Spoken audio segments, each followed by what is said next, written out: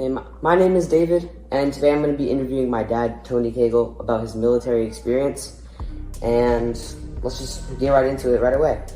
So, starting off, I'm just generally curious because was there anyone who, in particular, who inspired you to join the military?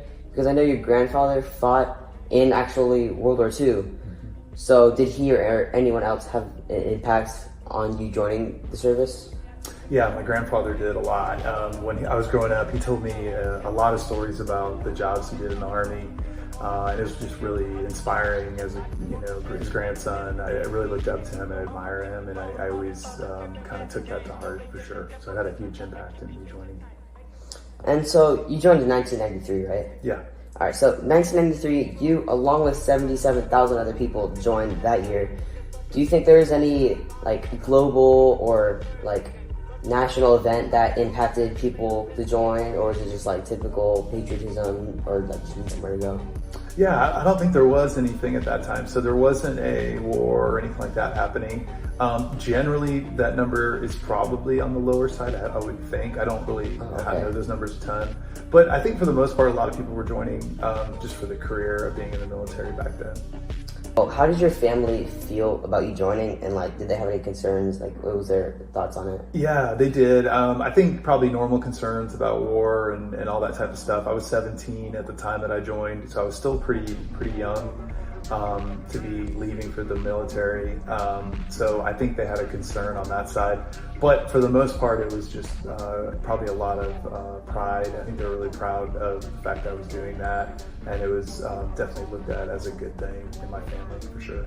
Which military branch were you thinking about joining? Did you have your eyes set on one specific one? You want to be in submarines, or you want to be flying planes? Yeah, I always wanted to do the Army, and I was really interested in helicopters, and that was kind of the main idea behind joining the Army the whole time. I mean, I thought about other branches, but it was always helicopters. And so the Army made the most sense just because of the quantity that they have, and it's a pretty good area that the Army's known for. Yeah, so back on basic training, what was the duration of the actual training itself?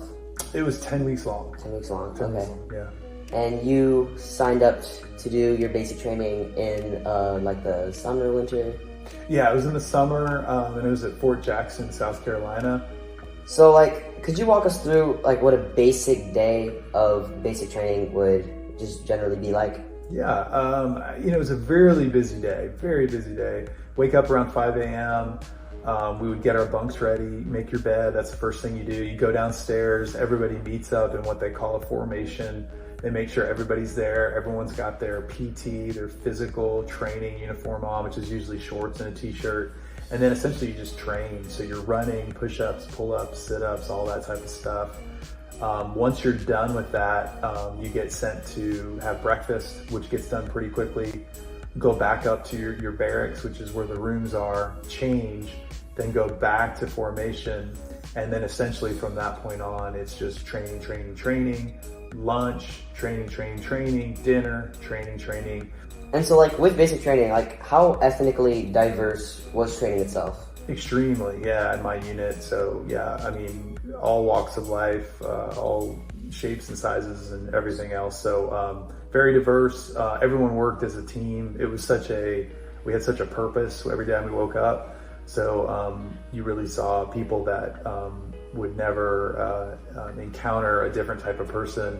Maybe they lived in a more isolated area for whatever reason, working side by side with people as teammates, getting things done. So it was pretty cool. Out of the entire group of how many people would be in your platoon? Probably about 40. Probably about 40. Okay, so was there anyone who stick with you the most? One specific person, 1, 2, 3, a group of person? Yeah, when I was in basic training alone, there was a few guys who were also going to go on after that to do aviation training like I was going to do, and all of us hung out a lot together. It was a good experience.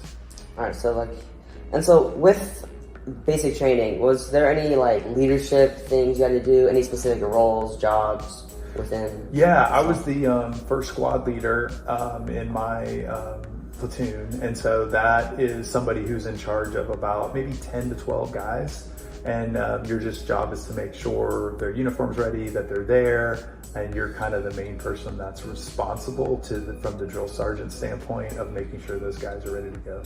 Okay, so out of like basic training was definitely physically and mentally challenging, I'm guessing, but once you graduated from basic training, you said you were originally joining for aviation. Did you just get straight onto that, or did you take like a slight detour? Yeah, right from graduating from Fort Jackson, probably I think it was like the next week, I started Fort Eustis, Virginia, and that was essentially 5 or so months of training on basically being a mechanic on a helicopter, and it's called a crew chief in the Army. And like, what were like some like specific helicopters that you'd work on like on a like daily basis? Yeah, I worked on what's called the OH-58 Delta India, which is essentially a scout helicopter. Every time you're in a Apache unit, Apache units are a bunch of fighter helicopters that are armed. They have 2.75 rockets, and they also have 50 cals. The helicopter that goes in front of them, ahead of them, is a scout helicopter, and I worked on the scout helicopter. So my job was to make sure that thing was ready to go. The job of that was to get intel back, like take photos, layout, where the enemy is, where the buildings are, all that stuff. Once they got the information, it went back to the Apaches, and then the Apaches go in and they do whatever they gotta do.